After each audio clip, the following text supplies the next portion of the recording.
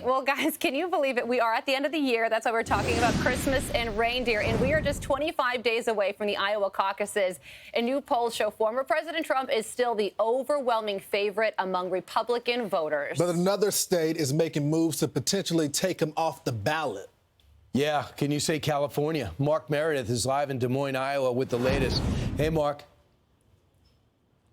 Brian, Lawrence, and Carly, good morning to you guys. I can't name the reindeer, but I could name the candidates because we're going to be watching them here in Iowa in just a matter of, as you mentioned, 25 days. Former President Trump, he's been repeatedly bragging about his poll numbers, but there's a new survey out from Fox Business which shows he may have reason to celebrate. Our latest survey of Iowa Republican caucus goers shows Trump at 52% support, his 34-point lead over Florida Governor Ron DeSantis. Governor DeSantis has bet everything on Iowa. So far, his efforts appear to be coming up short. Former UN Ambassador Nikki Haley now at 16%, Vivek Ramaswamy at 7%, and former Governor Chris Christie of New Jersey, who's not actively campaigning here in Iowa, sits at 3%.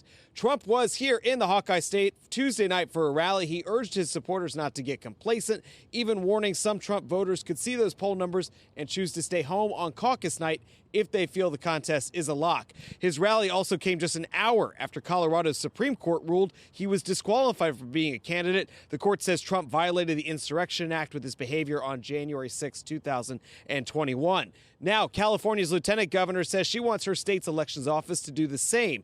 In a letter to the Secretary of State of California, the lieutenant governor writes, California must stand on the right side of history. California is obligated to determine if Trump is ineligible for the California ballot for the same reasons described in the case. The Colorado decision can be the basis for a similar decision here in our state.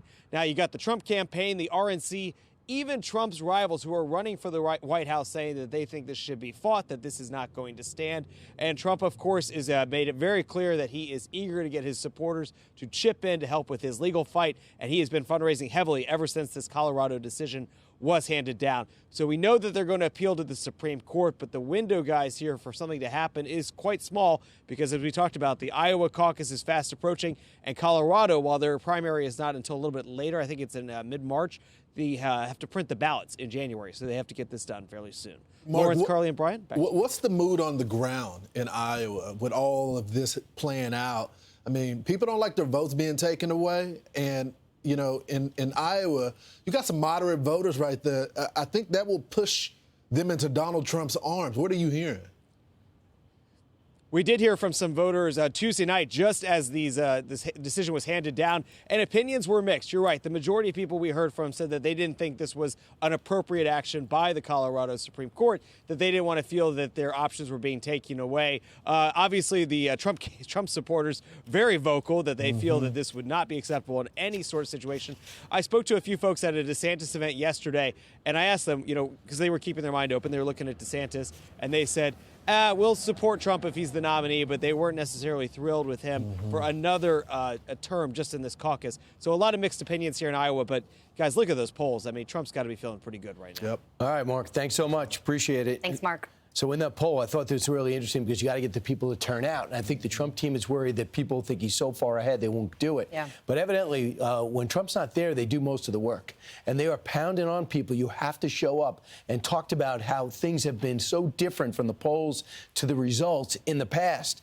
And then when you talk about people who promised to show up and not change their mind, look at this portion of the poll. The Fox Business poll, supports certain in Iowa caucuses. 83% say I am certain, may change your mind 16%.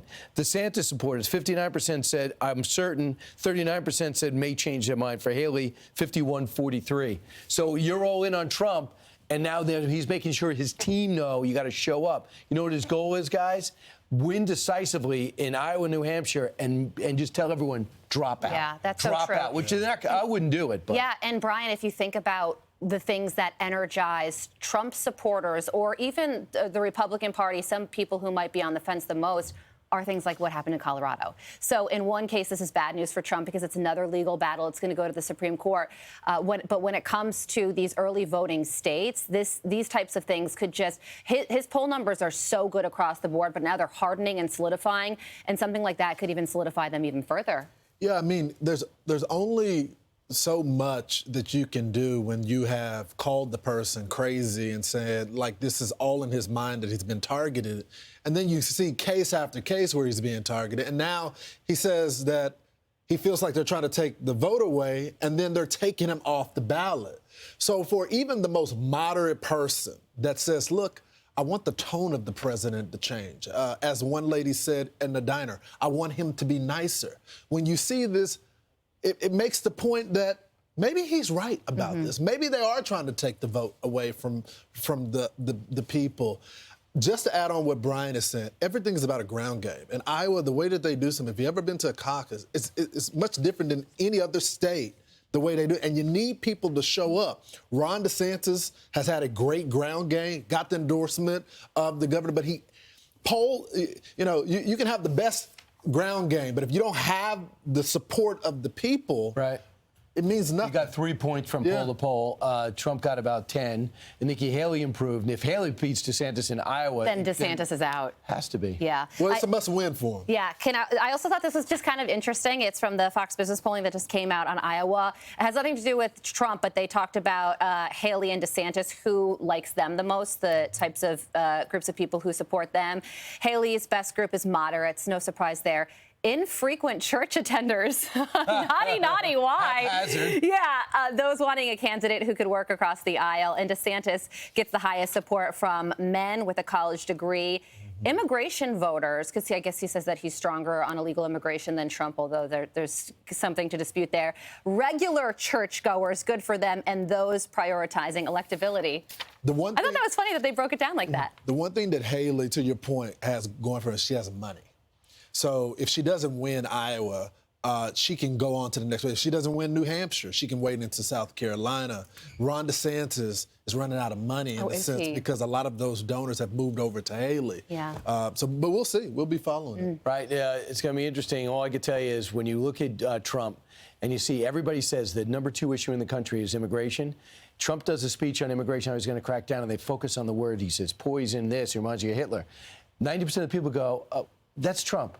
Who's going to fix the border? Yeah. The border is an absolute 5-alarm fire, and all they're focusing on is Wolf Blitzer talking about Donald Trump using Hitler's words as if he goes to sleep reading Mein Kampf, when the same people say he doesn't read anything. The attack is just so old and stale. I It was know. a signature issue back in 2016, and he still won. So and now it's worse than ever. Exactly. And at this point, I think it's pretty clear that the American people, what they focus on, very different than what the media focuses on in a lot of cases. I'm Steve Doocy. I'm Brian Kilmeade. And I'm Ainsley Earhart. And click here to subscribe to the Fox News YouTube page to catch our hottest interviews and most compelling analysis.